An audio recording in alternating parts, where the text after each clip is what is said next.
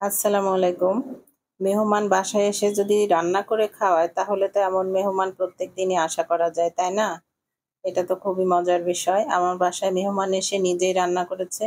আর সেই রান্নাটি শেয়ার করব আপনাদের সাথে। আর সাথে কিছু প্রশ্নের উত্তর দিব। আজকে আমার ভয়েস শুনতে আপনাদের অসুবিধা হতে পারে। এজন্য আগেই ক্ষমা চেয়ে নিচ্ছি। খুব অসুস্থ, গলায় সমস্যা।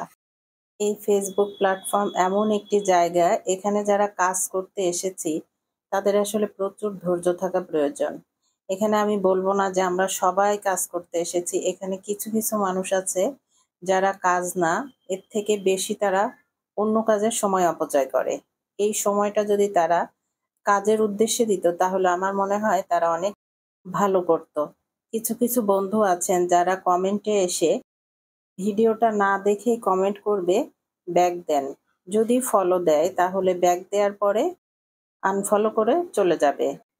ওই যে বললাম ধৈর্য, যারা এই ধরনের কাজ করেন তারা আসলেই কি সাকসেস হতে পারবেন? আমার তো মনে হয় না।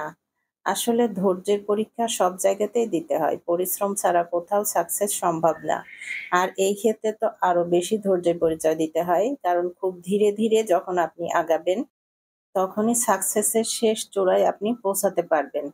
আসলে এটা এমন একটি জায়গা যেখানে হিংসা না, মনে কোনো রকমই হিংসা থাকলে আপনি সামনে এগোতে পারবেন না। কারণ এখানে একা একা সামনে এগিয়ে যাওয়া কখনোই সম্ভব না। এখানে সবাই মিলে একসাথে এগিয়ে যেতে হবে। আর একসাথে এগিয়ে যেতে গেলে আপনাকে বন্ধু প্রয়োজন। বন্ধু হতে হলে আপনাকে নিজে আগে স্বার্থ ত্যাগ করতে হবে। যার ভিডিও সামনে আসবে, ভালো লাগলে প্লে করে দেখে ভিডিও রিলেটেড একটা কমেন্ট করা উচিত।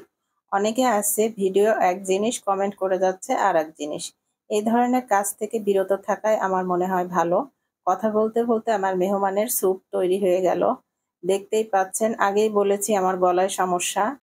মেহমান তৈরি করছে চিকেন স্যুপ আমার জন্য।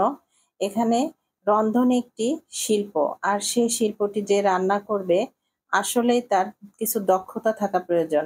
আমি মনে করি এক একজনের রান্না এক এক রকম। আমরা সবাই রান্না করি কিন্তু এক একজনের রান্নার টেস্ট এক এক রকম হয়। ওই যে বললাম দক্ষতা।